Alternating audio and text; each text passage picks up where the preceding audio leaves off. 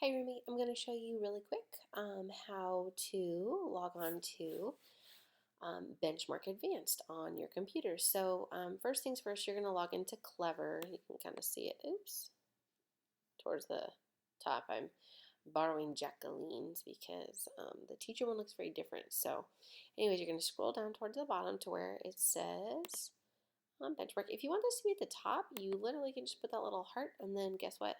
It'll be up here at the top, okay? So click on Benchmark Advanced. And then you will go over here to assignments. Now, Jacqueline has not taken these because she was not in our class, but you'll go to Unit 1, and I have put on our Unit 1 text for close reading, and then I also put on, there was a little book on opinions about modern zoos, and that looks kind of interesting, so I put it on there just in case you want to read it for fun. Anyways, if you want to read this one or this one, you're going to click on the book.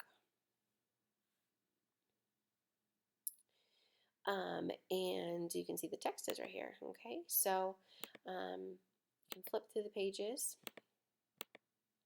We read this last week, and I made my screen small, but up at the top it has you can there's like a half of a little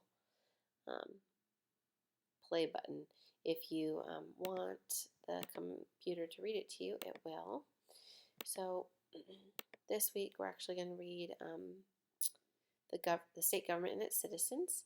And so up at the top, I'm going to click this little play button just so you can see if you want to play it. Extended Read 1. Remember to annotate as you read. The State Government and Its Citizens by Lisa Simone.